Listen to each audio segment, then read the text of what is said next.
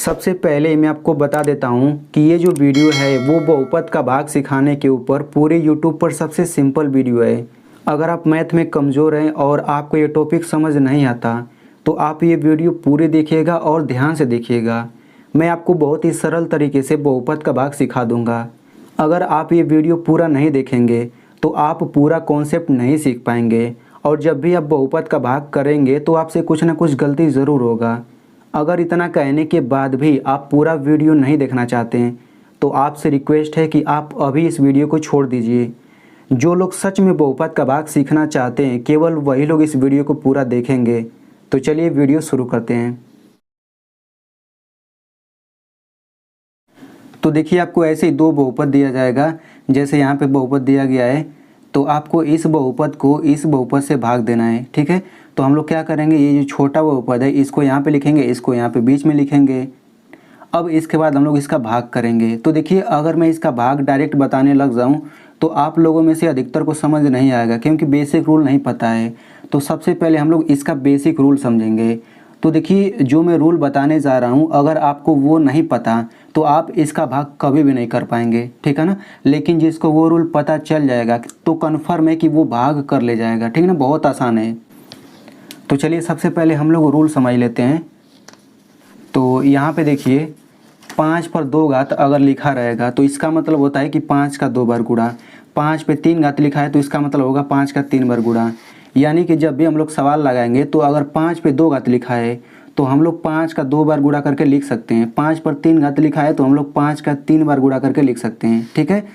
इसी तरह मान लेते हैं 4 पर 3 घात है तो 4 का 3 बार गुणा करके हम लोग लिख सकते हैं। इसका उल्टा भी सही है, यानी कि अगर 5 का 2 बार गुणा है तो हम लोग इसको 5 पर 2 घात लिख सकते हैं। 4 का 3 बार गुणा हुआ है तो हम लोग उसको 4 पर 3 घात ऐसे लिख सकते हैं, ठीक है ना।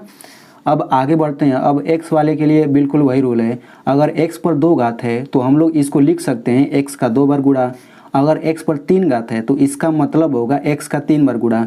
यानी कि x पर 3 घात है तो हम लोग उसको इतना लिख सकते हैं। और एक चीज़ और समझ लीजिए, अगर x पर 2 घात है तो इसको हम लोग x स्क्वायर पढ़ते हैं और x पर 3 घात है तो इसको x क्यूब पढ़ते हैं, ठीक ना। यानी कि जब भी मैं x स्क्वायर बोलूँगा तो आप समझिएगा x पर 2 घात, जब भी मैं x क्यूब बोलूँगा तो आप समझिएगा x पर 3 घात।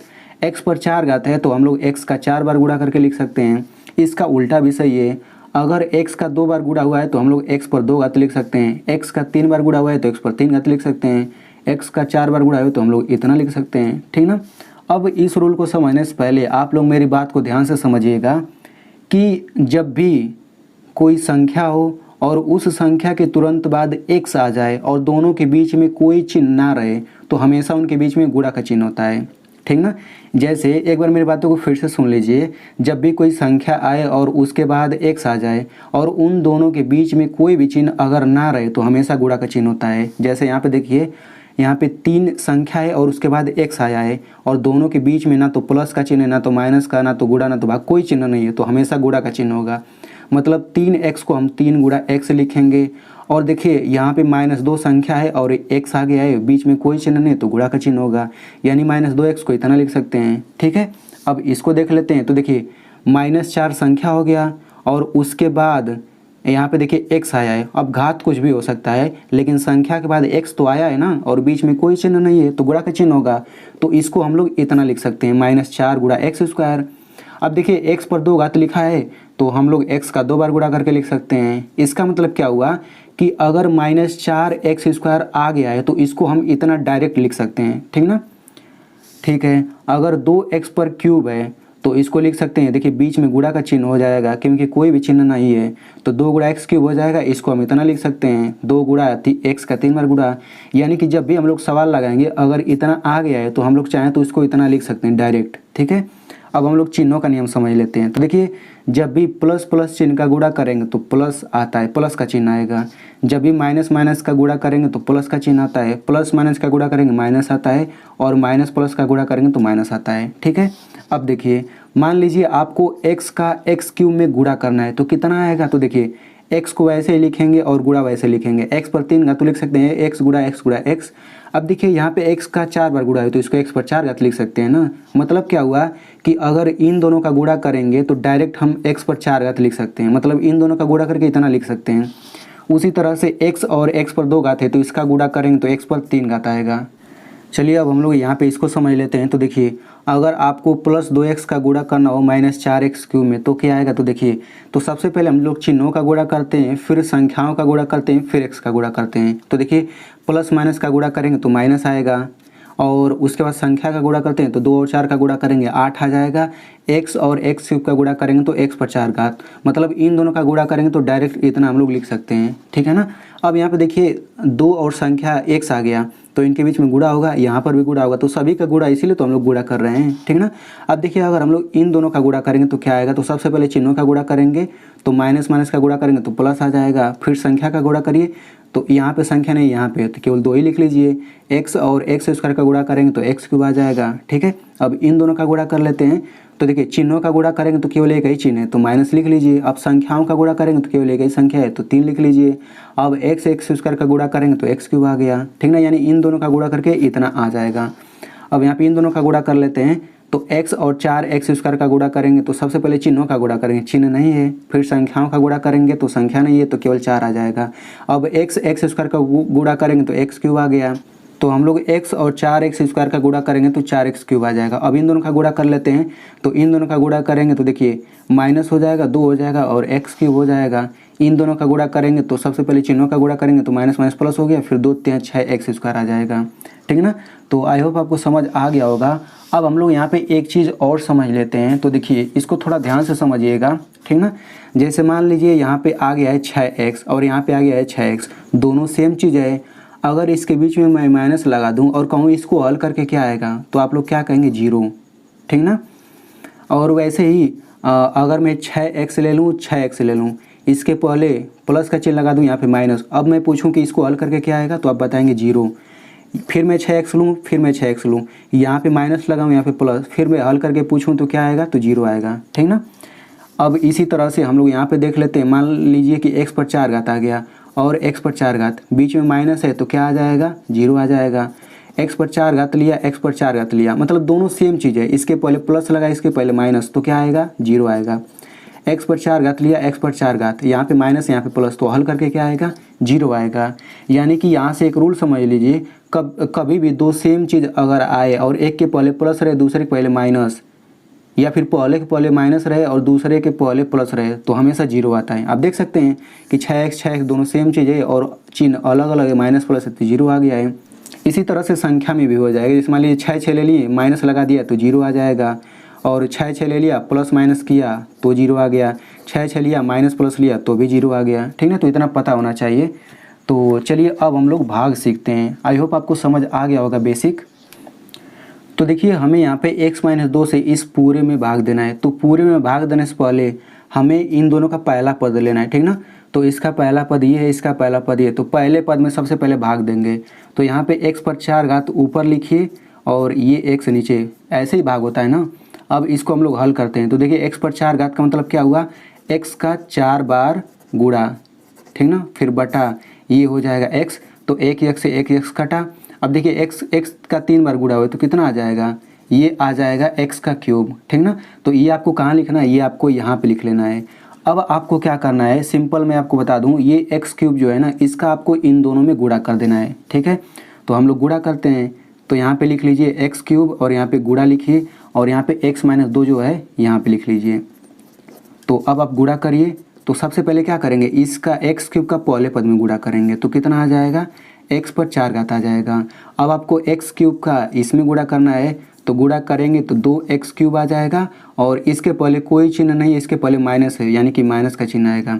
तो गुणा करके ये जो है ना, हम लोग इस पूरे को इसके जस्ट नीचे लिखेंगे। तो लिख लीजिए यहाँ पे हो जाएगा x पर 4 घात और ये हो जाएगा -2x क्यूब। फिर आपको लकीर ऐसे खींच लेना है, कहाँ तक, एकदम यहाँ तक खींचना है, ठीक ना। अब देखिए इसके पहले कोई चिन्ह नहीं है तो हम लोग प्लस का चिन्ह मान लेते हैं यहाँ पे। तो प्लस से ये माइनस हो जाएगा, ये माइनस है तो प्लस हो जाएगा, मतलब चिन्ह बदल जाता है। तो ये पहला वाला हमेशा कट जाता है। क्यों कटता है अभी मैं आपको हल करके बता देता हूँ। तो देखिए यहाँ पे इन दोनों को हल करके जो आएगा वो नीचे लिखते हैं। तो इसको हल करिए तो ये हो जाएगा x पर 4 घात और ये अब माइनस वाला चिन्ह लेंगे, नीचे वाला चिन्ह, तो ये हो जाएगा -x पर 4 घात और ये हल करके कितना आता है 0 आता है। तो हम लोग जब जीरो आता है ना, जीरो का मतलब कुछ नहीं, तो हम लोग यहाँ पे कुछ नहीं लिखते हैं, या फिर कभी कभी ऐसे हम लोग ऐसे इसको काट भी देते हैं। लेकिन आप लोग ऐसे छोड़ दीजिए, कुछ मत करिए इसको, ना तो काटिए ना इसके नीचे कुछ लिखिए, ये हमेशा समझिए गायब हो जाता है। तो अब क्या करेंगे, अब इसको हल करके इसके नीचे लिखेंगे। तो इसको हल करिए तो -5x³ है ना, पूरा चिन्ह सहित लीजिएगा आप लोग। तो -5x³ हो गया, ये कितना हो जाएगा +2x³। तो ये हो जाएगा +2x³। तो इसको हल करिए तो क्या आएगा, तो देखिए इसको हल करना आपको आना चाहिए। तो देखिए x³, तो यहाँ पे x³ लिख लीजिए। अब देखिए इसके पहले -5 है, इसके पहले +2 है, तो ये हल करके क्या आता है, ये हल करने पर आएगा आपका -3। अभी मैं बता देता हूँ कैसे आता है। तो यहाँ पे एक रूल समझ लीजिए, आपको समझ आ जाएगा। माइनस प्लस रहेगा तो क्या करते हैं, घटाते हैं, ठीक ना। थोड़ा सा समझ लीजिए, देखिए अगर यहाँ पे इसको हल करना रहे तो माइनस प्लस का चिन्ह रहेगा तो क्या करते हैं, घटाते हैं। तो घटाने के लिए बड़ी में से छोटी घटाइए, तो 8 में से 2 घटाएंगे 6 आ गया। अब बड़ी संख्या 8 है और 8 के पहले माइनस है तो माइनस का चिन्ह लगा देंगे, यानी कि इसको हल करके -6 आ जाएगा, ठीक ना। तो उसी तरह से इसको हल करिए, तो माइनस प्लस है तो घटाएंगे, तो 5 में से 2 घटा 3 आ जाएगा। 5 बड़ा है, 5 के पहले माइनस है तो माइनस लिख देंगे, तो -3 इसके नीचे लिखिए। मतलब क्या कि इन दोनों को हल करके -3x³ आएगा, ठीक ना।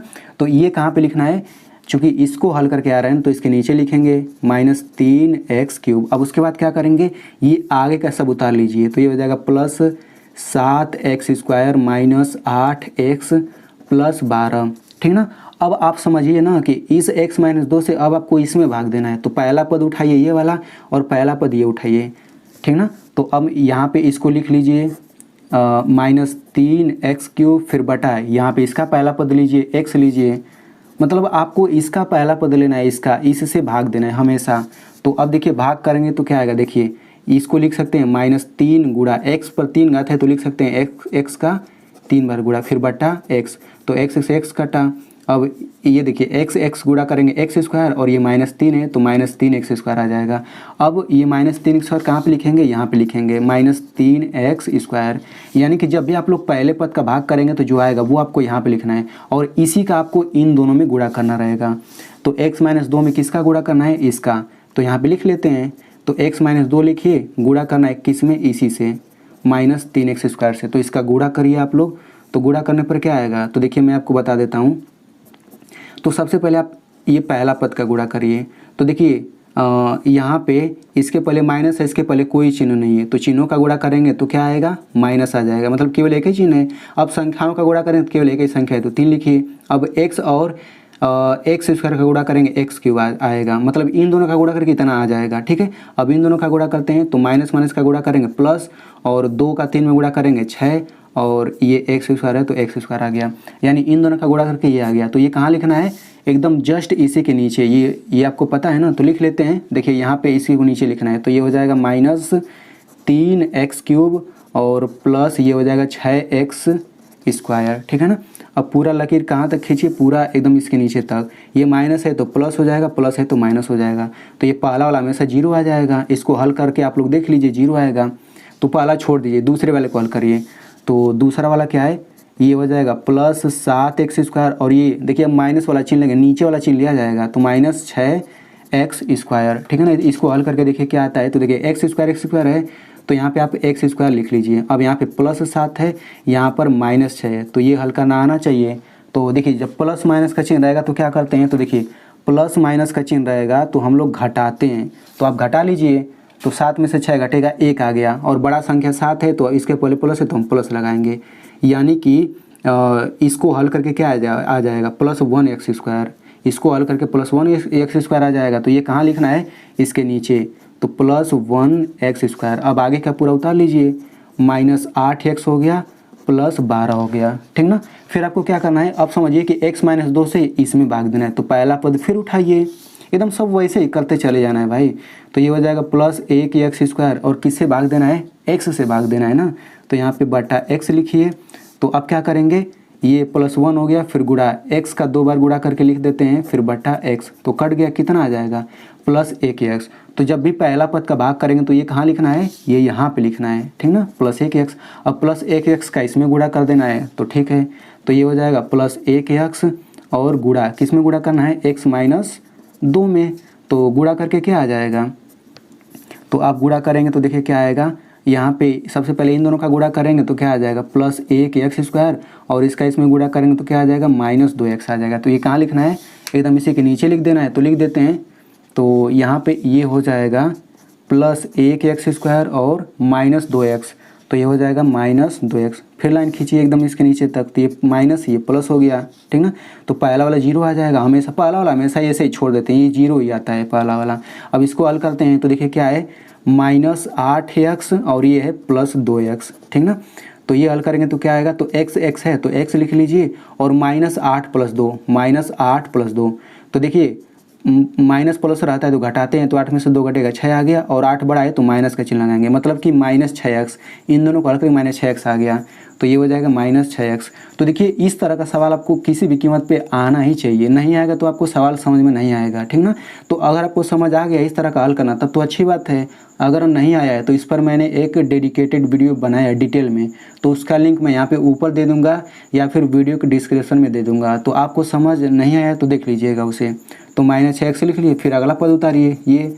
अब आपको x - 2 से अब आपको इसी में भाग देना है, तो फिर पहला पद उठाइए भाई, एकदम सब कुछ वैसे ही है, -6x लीजिए फिर बटा ये x, तो -6x का मतलब हो गया -6 गुणा x बटे x, तो x से x कटा कितना आ जाएगा -6, तो ये कहाँ लिखना है, पहला पद का भाग दिए तो ये यहाँ पे लिखेंगे ना, -6 यहाँ पे लिखिए, ठीक ना। फिर -6 का गुणा करना है किसमें, x - 2 में, यानी कि इसमें, तो गुणा करेंगे तो क्या आएगा, यहाँ पे गुणा कर लेते हैं तो -6x और +12, तो इसके नीचे लिखिए -6x और ये +12, चिन्ह बदल दीजिए, तो ये माइनस है तो प्लस हो जाएगा, प्लस है तो माइनस, ये पहला वाला 0 आ जाएगा, दूसरा वाला भी 0 आ जाएगा। देखिए दूसरा वाला क्या है, दूसरा वाला ये +12 और ये -12, तो देख सकते हैं दोनों सेम चीज़ है, प्लस माइनस है तो 0 आ जाएगा, यानी कि ये भी 0 ये भी 0, तो हम केवल एक 0 लिख लेते हैं। तो यहाँ पे अंत में या तो 0 आ जाए तब भाग खत्म हो जाता है, या फिर सिंपल सा तरीका है कि अगर यहाँ पे 2 पद है तो यहाँ पे 2 पद अगर है ना, तो और नीचे यहाँ पे अगर कोई एक पद आ जाता है तब भी समझिए कि भाग खत्म हो गया है। जैसे यहाँ पे आप इसको समझ लीजिए, यहाँ पे देखिए x - 1 से भाग दिया गया है इसमें, तो यहाँ पे 2 पद है और यहाँ पे एक पद आ गया है, तो समझिए कि भाग खत्म हो गया, अब आपको नहीं देना है। उसी तरह से देखिए यहाँ पे 2 पद है तो भाग करने पर यहाँ पे एक पद आ गया, एक संख्या आ गया, तो भाग खत्म हो गया है। इसको मैं इसलिए भी दिखा रहा हूँ क्योंकि भाग करने का ये भी तरीका, देखिए ऐसे भी लाइन खींच के आप भाग दे सकते हैं, दोनों ही तरीके से आप कर सकते हैं। तो आई होप आपको समझ आ गया होगा। अब हम लोग यहाँ पे एक चीज़ और समझ लेते हैं। तो देखिए जब भी हम लोग बहुपद का भाग करेंगे, चाहे संख्याओं का ही भाग करते हैं, अगर बहुपद का भाग करेंगे तो देखिए यहाँ पे कोई बहुपद रहेगा, बीच में बहुपद रहेगा, यहाँ पर भी बहुपद आएगा, नीचे कोई बहुपद मतलब संख्या आएगा चाहे बहुपद आएगा, तो यहाँ पे जो आता है इसको बोलते हैं भाजक बोलते हैं, यानी कि डिवाइज़र इंग्लिश में। यहाँ पे बीच वाले को बोलते हैं भाज्य यानी कि डिविडेंड, और यहाँ पे जो रहता है उसको बोलते हैं भागफल यानी कि कोसेंट, और जो नीचे आता है उसको बोलते हैं शेषफल यानी कि रिमाइंडर, ठीक है ना। तो आपको ये पता रहना चाहिए। अब यहाँ पे इसे भी समझ लीजिए, देखिए आपको जब भी बहुपद का भाग आएगा ना तो आपको ऐसे ही कहेगा कि इस बहुपद को इसी से भाग दीजिए, तो आप हमेशा इसको यहाँ पे लिखेंगे और इस वाले को बीच में, फिर भाग करना शुरू कर देंगे। लेकिन इस तरह डायरेक्ट करेंगे तो गलत हो सकता है। सबसे पहले आपको क्या करना रहेगा, देखिए इसमें सबसे बड़ी घात वालों को पहले लिखना रहता है, ठीक ना, और जो संख्या रहता है उसको अंतिम में लिखना रहता है। तो सबसे बड़ी घात ये है तो इसको सबसे पहले लिखेंगे, और इस वाले को देखिए मतलब सबसे बड़ी घात पहले रहेगा, फिर छोटी घात, फिर छोटी घात, ऐसे करके लिखना रहता है। फिर बाद में x आ जाएगा, और संख्या तो सबसे लास्ट में रहता है, मतलब इसको हम इतना लिखेंगे, और इसमें देखिए x को सबसे पहले करिए, संख्या को लास्ट में करिए, यानी कि सबसे पहले क्रम से कर लेंगे फिर भाग देंगे। तो देखिए x + 1 यहाँ पे लिखेंगे, अब इस नीचे वाले को यहाँ पे लिखेंगे, तब जाके भाग करेंगे, ठीक ना। तो देखिए जो हमने भाग किया है इसमें पहले से एकदम क्रम से दिया है, देखिए 4 घात, 3 घात, 2 घात, यहाँ पे कुछ नहीं है तो 1 घात, फिर संख्या, यहाँ पे भी देख लीजिए, तो हमने डायरेक्ट कर दिया। लेकिन जब नहीं दिया रहता है तो हम लोग उसको क्रम में करके ही हम लोग भाग देंगे, नहीं तो गलत आ जाएगा। तो आई होप आपको समझ आ गया होगा। अब मैं आपको यहाँ पे सवाल दे देता हूँ, तो आप लोग उसे ज़रूर हल करिएगा। तो यहाँ पे देखिए आपको x - 3 से इस बहुपद में भाग देना है, और आपको भागफल और शेषफल आंसर बताना है कमेंट में। तो देखिए दोस्तों, इतना सरल तरीके से समझाने के लिए वीडियो के पीछे बहुत मेहनत होती है। सच में इस वीडियो को बनाने में बहुत मेहनत लगा है। तो आप लोगों से रिक्वेस्ट है कि केवल एक लाइक कर दीजिए, और इस वीडियो को अपने दोस्त के साथ ज़रूर शेयर करिएगा, क्योंकि आपको समझ आ गया है तो उसे भी समझ आ जाएगा, उसका बहुत फ़ायदा हो जाएगा।